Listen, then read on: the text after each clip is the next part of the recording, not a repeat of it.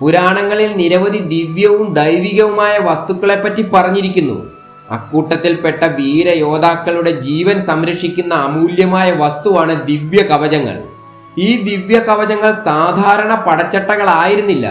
അതിനാൽ തന്നെ ഇവയെ നശിപ്പിക്കുവാൻ സാധാരണ അസ്ത്രങ്ങൾക്ക് കഴിയുമായിരുന്നില്ല. ദിവ്യ കവചങ്ങളിൽ ഏറ്റവും ശക്തമായത് കർണന് ജന്മനാ തന്നെ ലഭ്യമായ കവചകുണ്ടലങ്ങളായിരുന്നു. ഇവയെ ഒരു ദിവ്യാസ്ത്രത്തിന് നശിപ്പിക്കുവാൻ സാധിക്കുമായിരുന്നില്ല. അത്രത്തോളം ശക്തമായിരുന്നില്ല എങ്കിലും പുരാണങ്ങളിൽ പ്രതിപാദിച്ചിരിക്കുന്ന മറ്റ് കവചങ്ങളും അവയ്ക്കുടമകളായ യോദ്ധാക്കളും അവ എങ്ങനെ തകർക്കപ്പെട്ടു വിശദമായി അറിയുന്നതിനായി ഏവർക്കും ഇതിഹാസ എപ്പിക്കിലേക്ക് സ്വാഗതം.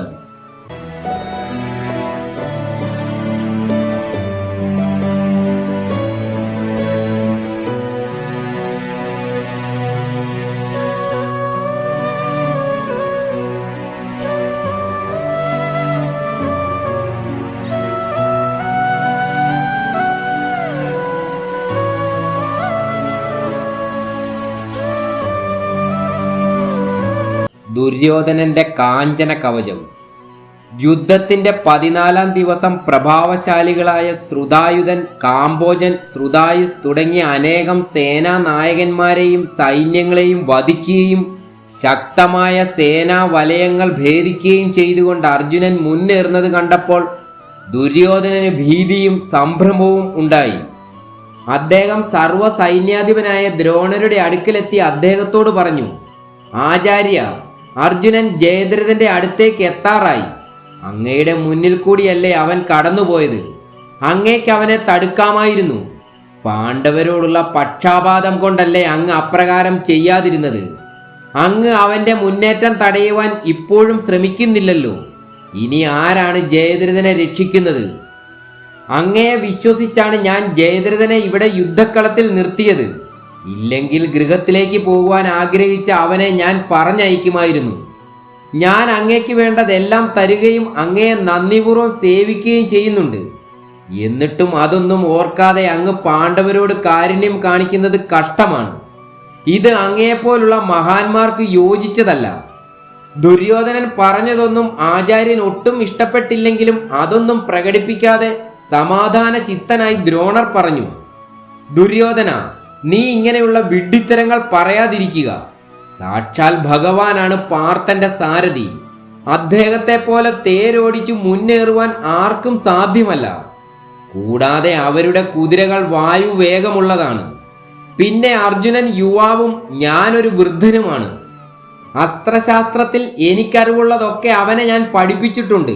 അത് പഠിച്ചതിനു പുറമെ അഭ്യാസം കൊണ്ട് അവൻ എല്ലാം തികഞ്ഞ യോദ്ധാവായി തീർന്നു. പോരാത്തതിന് ദേവന്മാരിൽ നിന്നും രുദ്രനിൽ നിന്നും മറ്റും സമ്പാദിച്ച അനവധി ദിവ്യായുധങ്ങളും അവന്റെ കൈവശമുണ്ട്. അതുകൊണ്ട് സേനാ വ്യൂഹങ്ങൾ ഭേദിച്ച് അവൻ മുന്നേറുന്നതിൽ അതിശയിക്കാനില്ല. ഞാൻ ഒരു സേനാ വ്യൂഹത്തിന്റെ ഒട്ടാകെയുള്ള കാവൽക്കാരനാണ്. എനിക്കിവിടം വിട്ടുപോകുവാൻ സാധ്യമല്ല. പാണ്ഡവപ്പട മുന്നിൽ നിന്നും ശക്തിയായി എതിർക്കുന്നു.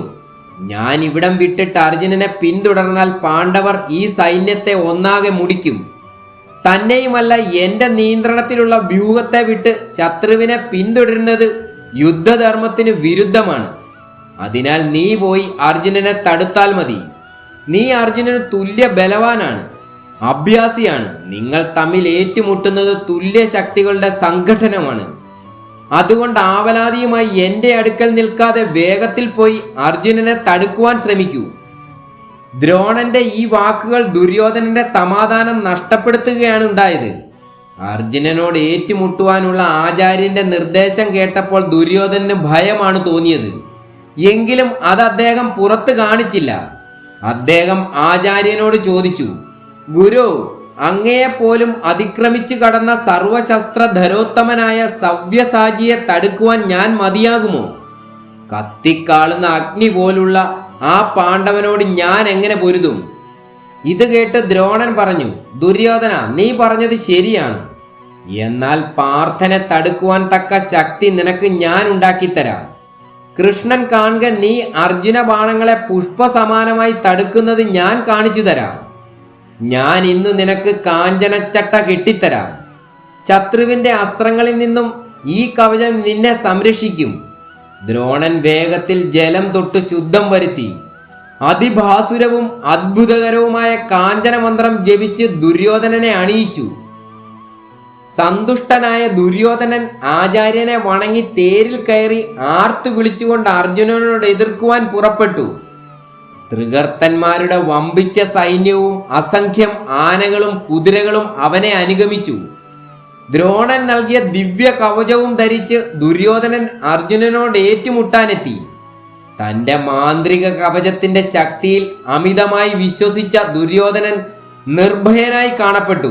ദുര്യോധനൻ വിളിച്ചു പറഞ്ഞു, അർജുന, നീ വലിയ പൗരുഷശാലിയും വില്ലാളി വീരനുമാണല്ലോ. നിന്റെ അഹങ്കാരം ഇന്നു ഞാൻ അവസാനിപ്പിക്കും.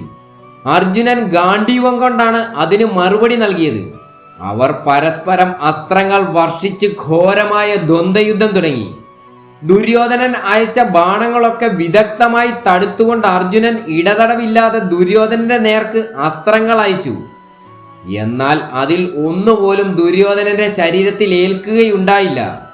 അസ്ത്രങ്ങൾ ദുര്യോധനന്റെ ദിവ്യ കവചത്തിൽ കൊണ്ട് തെറിച്ചു പോവുകയാണ് ഉണ്ടായത്. ഇത് കണ്ട് ആശ്ചര്യത്തോടെ ശ്രീകൃഷ്ണൻ ചോദിച്ചു, അർജുന, എന്തു പറ്റി? ഗാണ്ഡീവത്തിന്റെ ശക്തി പോയിപ്പോയോ? അതോ നിന്റെ കൈകളുടെ ശക്തി ക്ഷയിച്ചോ? നിന്റെ ഒരൊറ്റ അസ്ത്രം പോലും ദുര്യോധനന്റെ ശരീരത്തിൽ തറയ്ക്കുന്നില്ലല്ലോ. എല്ലാ അസ്ത്രങ്ങളും പുഷ്പങ്ങൾ പോലെ താഴേക്ക് പൊഴിഞ്ഞു വീഴുന്നു. എന്താണിതിന്റെ കാരണം?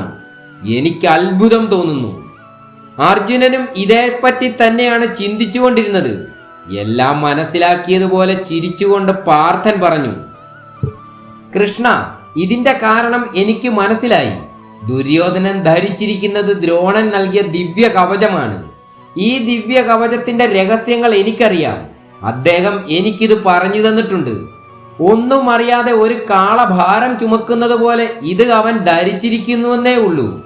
ഇതാ നോക്കിക്കൊള്ളൂ, ദിവ്യ കവചവും കൊണ്ട് ദുര്യോധനൻ ഓടുന്നത്. അർജുനന്റെ ശ്രദ്ധ മുഴുവൻ ദുര്യോധനന്റെ തേരിലും കുതിരകളിലുമായി. നിമിഷങ്ങൾക്കകം അവൻ കുതിരകളെയും സൂതനെയും വധിച്ചു. തേര് ചിന്ന ഭിന്നമാക്കി. ദുര്യോധനന്റെ അമ്പും വില്ലും അവന്റെ കൈകളിൽ നിന്നും തെറിച്ചു. നിരായുധനായി നിൽക്കുന്ന ദുര്യോധനന്റെ ശരീരത്തിൽ കവചം കൊണ്ട് മൂടപ്പെടാത്ത ഭാഗങ്ങൾ നോക്കി പാർത്ഥൻ അസ്ത്രങ്ങൾ അയക്കുവാൻ തുടങ്ങി. അങ്ങനെയുള്ള ഭാഗങ്ങളിലെല്ലാം കൂരമ്പുകൾ കൊണ്ട് മുറിവുണ്ടായി രക്തം വാർന്നു. വേദന കൊണ്ട് പുളഞ്ഞ ദുര്യോധനൻ അവിടെ നിന്നും ജീവനും കൊണ്ട് രക്ഷപ്പെട്ടു. രാവണപുത്രൻ അതികായന്റെ ബ്രഹ്മകവചം. രാവണന് ധന്യമാല എന്ന രാക്ഷസിയിൽ പിറന്ന പുത്രനാണ് അതികായൻ. എന്നാൽ ധന്യമാല അതികായന്റെ വളർത്തമ്മയാണെന്നും രാവണന് ഗന്ധർവ സ്ത്രീയായ ചിത്രാംഗിയിൽ പിറന്ന പുത്രനായിരുന്നു അതികായൻ എന്നും കമ്പരാമായണം യുദ്ധകാണ്ഡത്തിൽ പറഞ്ഞിരിക്കുന്നു. കൈലാസത്തിൽ ചെന്ന് മഹാദേവനിൽ നിന്നാണ് അതികായൻ വിദ്യാഭ്യാസം നേടിയത്. അദ്ദേഹം മഹാദേവനിൽ നിന്നും സകല അസ്ത്രശസ്ത്ര കലാവിദ്യകളും ശ്രുതി സ്മൃതികളും അഭ്യസിച്ചു. വിദ്യാഭ്യാസം പൂർത്തിയാക്കിയപ്പോൾ ഗുരുദക്ഷിണ എന്തു വേണമെന്ന് ചോദിച്ച അതികായനോട് മഹാദേവൻ മായാവിദ്യ ഒരിക്കലും പ്രയോഗിക്കുകയില്ലെന്ന് പ്രതിജ്ഞ ചെയ്യുവാൻ നിർദ്ദേശിച്ചു. രാവണപുത്രൻ ഗുരുവിന്റെ ആജ്ഞ പാലിച്ചു. അതികായൻ ഗോകർണത്തിൽ ചെന്ന് ബ്രഹ്മദേവനെ തപസ് ചെയ്ത് പ്രസാദിപ്പിച്ചു.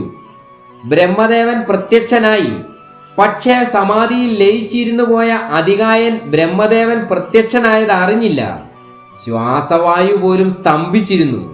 ബ്രഹ്മദേവൻ ആത്മശക്തിയാൽ പ്രാണവായുവിനെ ഉള്ളിലേക്ക് കടത്തിവിട്ട് അതികായന് ജീവചലനമുണ്ടാക്കി. ബ്രഹ്മദേവനിൽ നിന്നും രാവണപുത്രൻ ബ്രഹ്മകവചവും നിരവധി ദിവ്യാസ്ത്രങ്ങളും സുരാസുരന്മാർക്ക് തന്നെ വധിക്കുവാൻ സാധിക്കരുതെന്ന വരവും സ്വന്തമാക്കി. പിന്നീട് അതികായൻ ഇന്ദ്രദേവനെയും വരുണദേവനെയും യുദ്ധത്തിൽ പരാജയപ്പെടുത്തി. രാമരാവണ യുദ്ധത്തിൽ 1000 കുതിരകളെ പൂട്ടിയ തേരിൽ ആയുധങ്ങളുമേന്തി അഹങ്കാരം പൂണ്ട മനസ്സുമായി യുദ്ധത്തിനെത്തിയ അതികായന്റെ ധനുസിന്റെ ഞാണലി കേട്ടപ്പോൾ വാനരപ്പട ഭയന്നു വിറച്ചു. ലക്ഷ്മണനും അതികായനും തമ്മിൽ ഏറ്റുമുട്ടി. ലക്ഷ്മണൻ അയച്ച അസ്ത്രങ്ങളൊന്നും രാവണപുത്രൻ ഒരു പോറൽ പോലും ഏൽപ്പിച്ചില്ല. ബ്രഹ്മദേവൻ നൽകിയ കവചം അണിഞ്ഞതുകൊണ്ടാണ് രാവണപുത്രൻ അസ്ത്രങ്ങൾ ഏൽക്കാത്തത്. ഈ രഹസ്യം വായുദേവൻ മനുഷ്യവേഷം ധരിച്ചു വന്ന് ലക്ഷ്മണനെ അറിയിച്ചു. ബ്രഹ്മദേവന്റെ കവചം ധരിച്ചതിനാൽ ഒരസ്ത്രവും ഇവന് ഏൽക്കില്ലെന്നും അതിനാൽ ബ്രഹ്മാവിനെ ഉൾക്കാമ്പിൽ നന്നായി ഉറച്ച് വന്നിച്ച് ബ്രഹ്മദേവന്റെ അനുവാദത്തോടെ ബ്രഹ്മാസ്ത്രം ഉപയോഗിച്ച് അതികായനെ വധിക്കുക. വായുദേവന്റെ വാക്കുകൾ കേട്ട ലക്ഷ്മണൻ അപ്രകാരം ബ്രഹ്മാസ്ത്രം ഉപയോഗിച്ച് അതികായനെ വധിച്ചു. അഭിമന്യുവിന്റെ കവചം. 13-ാം ദിവസത്തെ പോരാട്ടത്തിൽ അഭിമന്യുവിനും ശക്തമായ ഒരു കവചം സംരക്ഷണം നൽകിയിരുന്നു. ഈ കവചം അണിയുന്നതിനുള്ള മന്ത്രം അഭിമന്യുവിന് നൽകിയത് പിതാവായ അർജുനനായിരുന്നു. അർജുനന് ഈ വിദ്യ പഠിപ്പിച്ചത് ഗുരുവായ ദ്രോണരായിരുന്നു. ഈ കവചത്തെക്കുറിച്ച് ദ്രോണപർവം 48-ാം അധ്യായത്തിൽ പറഞ്ഞിരിക്കുന്നു. അദൃശ്യമായ ഈ കവചം ധരിച്ചുകൊണ്ടായിരുന്നു അഭിമന്യു ചക്രവ്യൂഹത്തിനുള്ളിൽ പ്രവേശിച്ചത്. തുടർന്ന് നടന്ന ശക്തമായ പോരാട്ടത്തിൽ കൗരവ യോദ്ധാക്കളുടെ ആരുടെയും അസ്ത്രത്തിന് അഭിമന്യുവിനെ മുറിവേൽപ്പിക്കുവാൻ സാധിച്ചില്ല. എന്നാൽ അഭിമന്യു കൗരവപക്ഷത്തിന് കനത്ത നാശം വരുത്തുകയും ചെയ്തു. ഇത് കണ്ട് അത്ഭുതപ്പെട്ട കർണനോട് ആചാര്യൻ പറഞ്ഞു, അഭിമന്യു ശക്തമായ ദിവ്യ കവചം ധരിച്ചിട്ടുണ്ട്. ഇവന്റെ പടച്ചട്ട പൊളിക്കുവാൻ സാധ്യമല്ല. ഈ ദിവ്യ കവചം ധരിക്കുവാൻ ഇവനെ പഠിപ്പിച്ചത് തീർച്ചയായും ഗാണ്ഡീവധാരി അർജുനനായിരിക്കും. കാരണം അർജുനന് ഞാൻ ഈ വിദ്യ പകർന്നു നൽകിയിരുന്നു. ഈ പടച്ചട്ട നശിപ്പിക്കുവാൻ വഴികളൊന്നുമില്ലേ എന്ന് ചോദിച്ച കർണനോട് ആചാര്യൻ പറഞ്ഞു, ആദ്യം ഇവന്റെ കുതിരയുടെ കടിഞ്ഞാൺ മുറിക്കണം, തേര് തകർക്കണം, ആയുധങ്ങൾ നശിപ്പിക്കണം. ഒടുവിൽ നിരായുധനായ ഇവന്റെ പിന്നിൽ നിന്നും അസ്ത്രം അയച്ച് പടച്ചട്ട നശിപ്പിക്കുക. ഇത് കേട്ട ദുര്യോധനൻ ഈ ദൗത്യം കർണനെ ഏൽപ്പിച്ചു. തുടർന്ന് കർണൻ തന്റെ ദിവ്യാസ്ത്രത്താൽ അഭിമന്യുവിന്റെ കവചം നശിപ്പിച്ചു. പിന്നീട് നടന്ന പോരാട്ടത്തിൽ ദുശാസനപുത്രൻ ഭരതൻ അഭിമന്യുവിനെ വധിച്ചു. കർണന്റെ കവചം. മഹാഭാരതത്തിലും രാമായണത്തിലും പ്രതിപാദിച്ചിരിക്കുന്ന ഏറ്റവും ശക്തമായ കവചമാണ് കർണന്റെ കവചം. ജന്മനാ തന്നെ കവചവുമായി പിറന്ന ഒരേ ഒരു യോദ്ധാവായിരുന്നു സൂര്യപുത്രൻ കർണൻ. കർണന് സ്വന്തം പിതാവായ സൂര്യദേവനാണ് അമൃതിനാൽ നിർമ്മിക്കപ്പെട്ട ദിവ്യ കവചവും കുണ്ടലവും നൽകിയത്. മഹാഭാരതം വനപർവത്തിൽ കർണന്റെ കവചകുണ്ടലങ്ങളുടെ ശക്തിയെപ്പറ്റി വിശദമായി പറഞ്ഞിരിക്കുന്നു. ദേവരാജൻ ഇന്ദ്രനും മറ്റ് ദേവകളുമായി കൂടിയാലോചന നടത്തി. പാണ്ഡവരുടെ വനവാസത്തിന്റെ കാലം അവസാനിക്കാറായി. 1 വർഷം അജ്ഞാതവാസം കൂടി കഴിഞ്ഞാൽ അവർക്ക് രാജ്യം തിരിച്ചു കൊടുക്കുവാൻ ദുര്യോധനൻ ബാധ്യസ്ഥനാണ്. എന്നാൽ അവൻ അതിന് സന്നദ്ധനാവുകയില്ല.